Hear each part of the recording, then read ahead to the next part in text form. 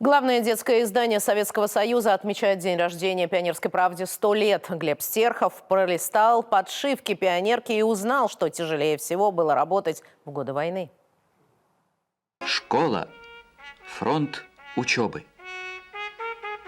Тогда говорили: всемирные знания – пионерское достояние. Уникальный номер 21 июня 1941. На страницах «Счастливая юность», школьные отчеты о том, как они помогают убирать урожай. На третьей странице рассказ о том, как школьники из Ростова знакомятся в пионерском лагере. 21 июня, а завтра была война. Сегодня, 22 июня, 4 часа утра, без объявления войны, германские войска напали на нашу страну. 78-й номер газеты. 11-й день Великой Отечественной войны. Несколько часов назад перед народом по радио выступил Сталин. Товарищи, граждане, братья и сестры, бойцы нашей армии и флота. На третьей странице статья «Как бороться с зажигательными бомбами», как они устроены, когда и куда их сбрасывать, а главное, как их обезвреживать.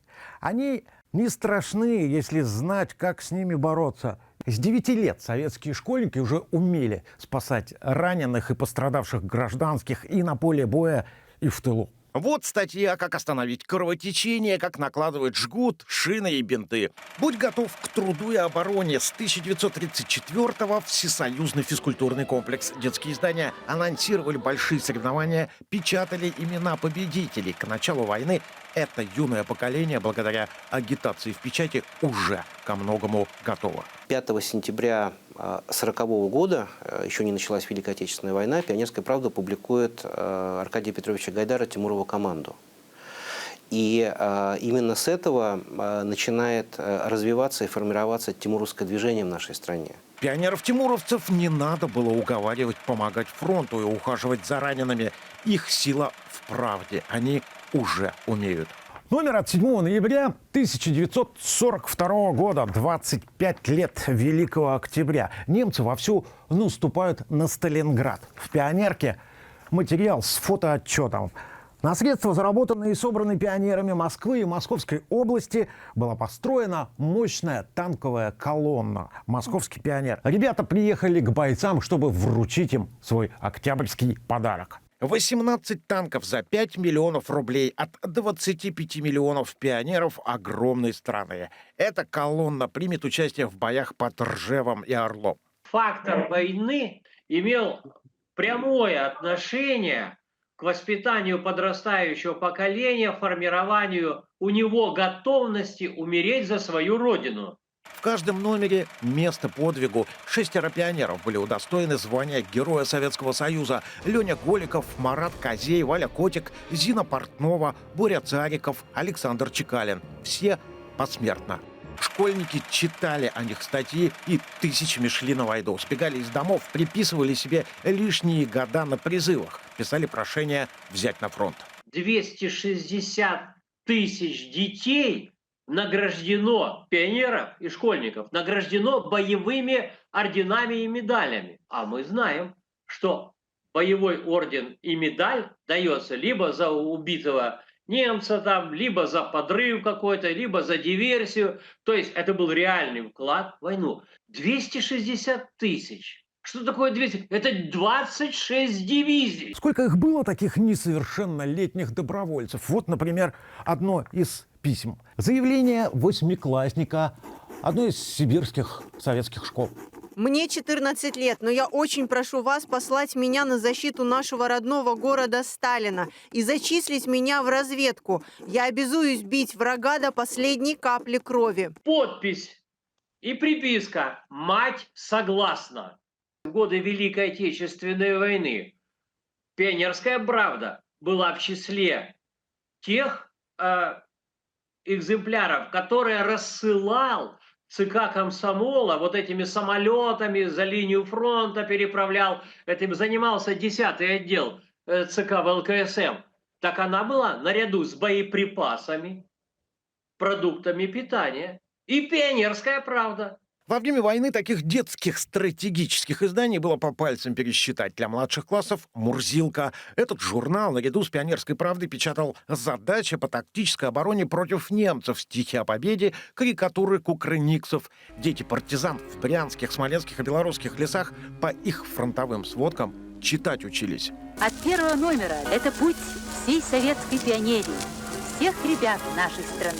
Столетняя история «Пионерской правды» началась с большой взрослой. Газету «Правда» в мае 1912 года основал сам вождь мирового пролетариата. Ежедневное издание левого толка в ответ на просьбу рабочего класса. До революции это рупор пролетарской борьбы, после — главное издание молодой Советской Республики. 5 мая 22 года в газете опубликована статья Владимира Ильича Ленина к 10-летнему юбилею «Правды». Ильич писал: «Только 10 лет прошло с тех пор, а прожито по содержанию борьбы и движения за это время лет 100». В тот же год в стране Советов и родилась «Пионерия», а еще через 3 года и ее своя собственная газета, печатный орган ЦК ВЛКСМ. Что самое интересное, мы прям буквально на чуть-чуть старше «Комсомольской правды». «Комсомольская правда» появилась чуть-чуть позже, чем «Пионерская правда». Вот, то есть после «Взрослой правды» появилась сразу же «Правда пионерская». Вождя мирового пролетариата уже больше года нет в живых. Куратором «Новой газеты» стала вдова Ленина Надежда Крупская. Она же до конца жизни будет там и свои статьи печатать, и авторов приглашать. А его сестра Мария Ульянова подарила редакции первую печатную машинку. Вот он, тот самый первый выпуск «Пионерской правды» от 6 марта 1925 года. Цена в киоске 3 копейки, по подписке 10. Это, по сути, маленький брат большой взрослой правды. Современный формат А3. И что мы видим сразу на первой странице? Заголовок «Вперед с ленинской правдой». И рядом необидная карикатура. Правду маленькую за руку ведет вперед правда большая. И подпись самого Николая Бухарина: «Догоняйте». Именно «Пионерка» и стала той самой искрой, из которой разгорелось большое пламя. С 1936-го в Ленинграде стали выпускать журнал «Костер». Первым редактором был детский поэт и писатель Самуил Яковлевич Маршак. Журнал ежемесячный, литературно-художественный. «Костер» — это единственный детский журнал, который выходил в осажденном Ленинграде. Зимой 1942 года работали в ней всего 3 человек. Типографии в Ленинграде в основном стояли. В помещениях было минус 10-15 градусов. Руки примерзали к металлу. Соответственно, зимой 1942 года было принято решение выходить по радио. Это были выпуски всем смертям назло, враг у стен города, а из репродукторов бодрый голос костра. В прямом эфире детские стихи, рассказы, повести, сказки и, конечно, военные сообщения. Как только появилась возможность допечатать весь журнал 1942 года, он был допечатан и дошел до своих подписчиков. Однажды осенью 1943 года в редакцию детского вещания кто-то принес один из номеров «Пионерской правды». Это было событие. Не так уж часто эта газета попадала к нам через Вражеское кольцо, окружавшее город.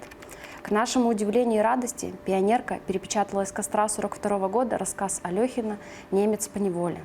Сообщала, что в Ленинграде издается, несмотря ни на что, детский журнал. С тех пор это главная газета многомиллионной армии пионеров. У нее умопомрачительный тираж и обширный список героев. Она выходит с самым большим тиражом в 9,5 миллионов экземпляров. Даже «Нью-Йорк Таймс», и там их выходит около миллиона, в воскресные дни до 2.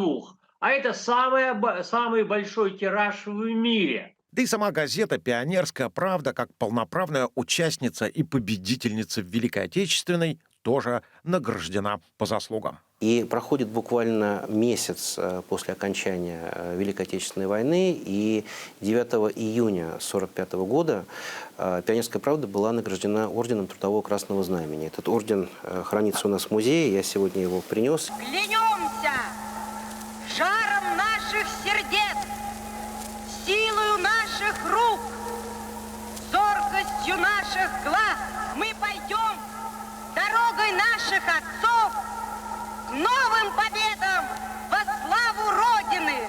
Глеб Стерхов, Сергей Палько, Ольга Соловьева, Илья Забежинский, Даниил Гончаров, Ваграм Манукян, Матвей Королев, Александр Бердеев и Денис Насиевич. Программа «Вместе».